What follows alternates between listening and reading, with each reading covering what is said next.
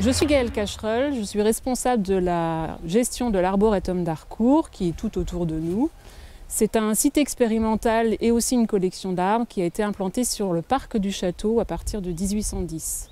La collection est riche de 2000 arbres représentant 470 espèces avec une grande part d'arbres très âgés puisque les plus anciens ont plus de 200 ans.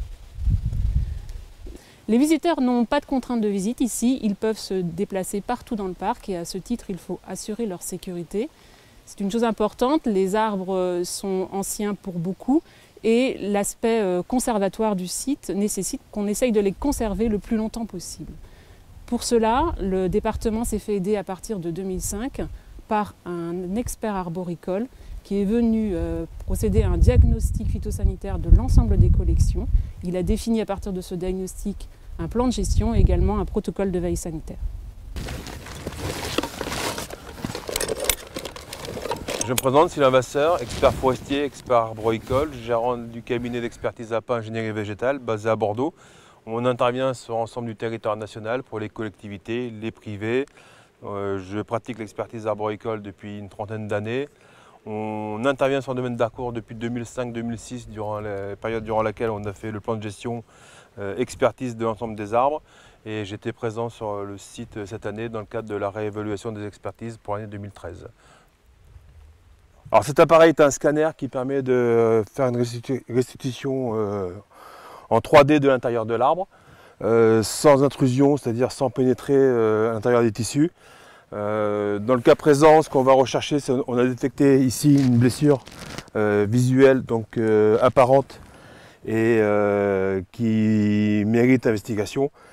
Parmi les différents outils qu'on a, on peut utiliser le marteau onde sonore et le résistographe. Et là, en l'occurrence, on va utiliser un scanner pour avoir une restitution de l'ensemble de l'intérieur de l'arbre. Voilà, donc ici on a l'image qu'on a prise. Donc plus la couleur est claire du blanc, donc on va du blanc au foncé quasiment noir. Alors là, lorsque le bleu clair, bleu, violet, zone altérée. Donc ici on retrouve bien l'altération qu'on voit sur le côté, la voilà ici. De l'autre côté, il y avait également une altération sur un collet. Donc ça nous permet de voir que l'arbre est sain. Donc là, le résultat est satisfaisant. Donc la blessure qu'on observait ici, qui est en violet, est superficielle. Donc cette image, on peut la communiquer aux élus, on peut la communiquer lorsqu'il y a des discussions en salle, en réunion, s'il y a une opposition, ça permet d'avoir quelque chose de vraiment transparent. Le marteau sonore, c'est cet appareil.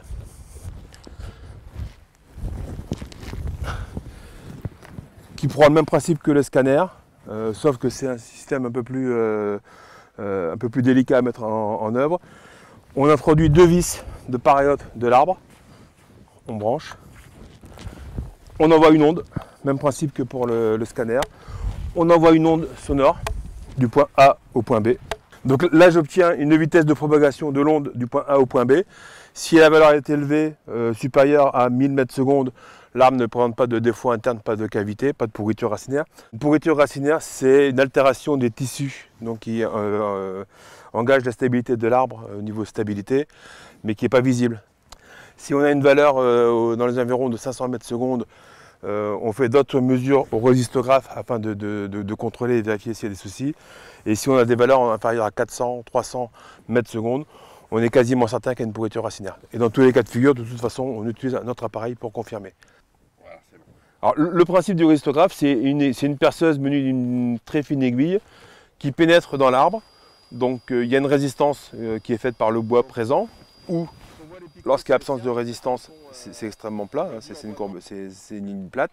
Donc l'aiguille avance, plus le bois est dur, plus le bois est sain, plus c'est élevé, plus il est altéré, plus l'aiguille rentre facilement, plus la courbe est faible.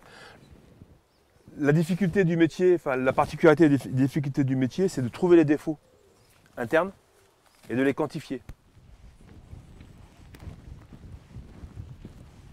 Donc là on est sur un érable, donc diagnostic visuel qui nous permet dans un premier temps, on va s'attacher à prendre tous les renseignements qui permettent de le décrire et de le situer, donc son espèce, espèce, genre, espèce, hauteur, diamètre, âge, port, silhouette, numéro, on le situe sur un arbre, on le situe sur un plan, pardon, de façon à pouvoir l'identifier et le repérer. Ensuite, observation générale de l'arbre. Donc là, en l'occurrence, il y a deux choses qui vont nous alerter. C'est le dépérissement, principalement d'un côté de l'arbre, de ce côté-ci. Une altération ici, donc blessure, pourriture, cavité, bois de recouvrement. Donc on retrouve tout le processus qu'on a décrit depuis tout à l'heure. Donc on a la blessure, la pourriture qui s'accentue et la cavité. D'où l'importance d'avoir des outils qui permettent de jauger de la profondeur. Donc là je vais prendre au maillet, mais là, je sais qu'il est creux. On quantifie l'importance de la cavité, donc on l'a sondé 3 fois. On l'a sondé ici, là et de l'autre côté. Les résultats du rhistographe nous montrent effectivement qu'il y a une problématique, mais qu'elle est contenue. Donc si la blessure et pourriture paraît assez conséquente visuellement, en fin de compte elle est cloisonnée. Donc on a un cône de pourriture qui ne va pas très loin. Ce qui pose problème aujourd'hui, c'est le dépérissement et le dessèchement sur la partie de mon côté. Donc on aurait deux possibilités en termes de gestion. On aurait une possibilité de réduction assez sévère de ce côté-ci, là, à l'insertion de la branche, ou au contraire, juste une cueillette du bois mort pour les parties les plus altérées et un accompagnement au fur et à mesure que l'arbre va dépérir. Alors là, on est dans l'exemple même d'une problématique physiologique, donc dessèchement des feuilles. Alors, on voit qu'il a été taillé il y a quelques années, puisqu'on retrouve les traits de scie, hein, donc ça veut dire que le gestionnaire est déjà intervenu pour le mettre en sécurité, pour essayer de parer la problématique, d'endiguer la problématique. Donc on voit les traces un peu jaunes sur le fût, donc ça c'est les anciennes coupes, ça n'a pas suffi. Aujourd'hui, son système foliaire, il doit représenter 5 ou 10% de sa capacité initiale, donc c'est largement insuffisant.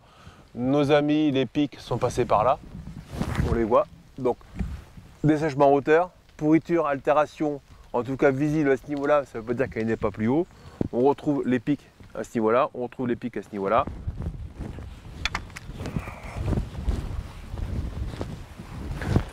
Insectes qui décomposent le bois.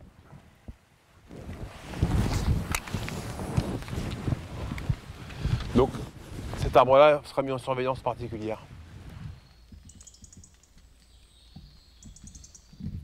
Parmi les symptômes qui peuvent nous alerter lorsqu'on fait une expertise, il y en a 3 ici présents. Le premier, c'est une inclinaison qui n'est pas naturelle de cet arbre. Donc un arbre, ça pousse droit, ça recherche la lumière. Donc on voit que cet arbre est parti de travers. Ce qu'on observe également, ce qui est rassurant, c'est qu'en fin de compte, s'il est parti légèrement incliné, il a compensé, donc il a une dominance apicale qui est parfaitement rétablie. L'arbre gère son basculement, c'est-à-dire qu'il s'est écarté un tout petit peu de l'épicéa pour avoir de la lumière, et une fois qu'il a eu sa tête à la lumière, il est reparti. Donc cet arbre-là, c'est un phénomène naturel, mais c'est quelque chose qui fait partie des observations qu'on intègre dans le diagnostic. Si l'arbre était resté parfaitement incliné, ça aurait voulu dire qu'il y avait un problème de stabilité et de déchaussement, pourriture racinaire. Deuxième point qui peut visuellement nous inquiéter, c'est tout ce qui est excroissance anormale. Donc ici on a un renflement de l'arbre, donc qui est surtout exprimé de ce côté-ci. Un arbre qui pousse dans des conditions normales, un petit peu comme celui qui se situe à côté, n'a pas ce renflement. Donc ça peut être un défaut qu'on sonde ou qu'on ne sonde pas, qu'on juge. Donc là en l'occurrence,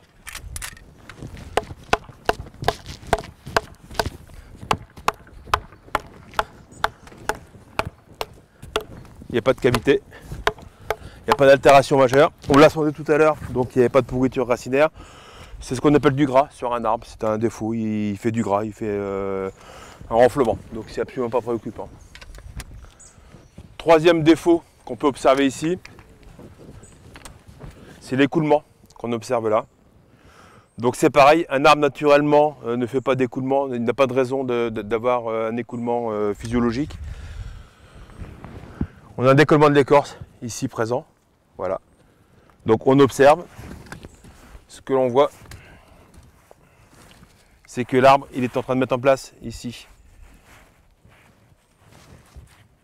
un recouvrement.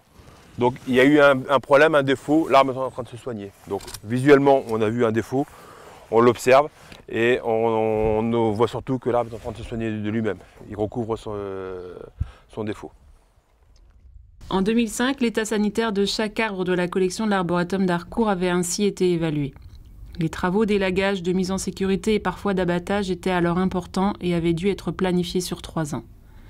Depuis, chaque année, une dizaine d'arbres en moyenne sont sous surveillance. Ces travaux réguliers garantissent la sécurité du public et une meilleure conservation du patrimoine, mais aussi une maîtrise des coûts de gestion.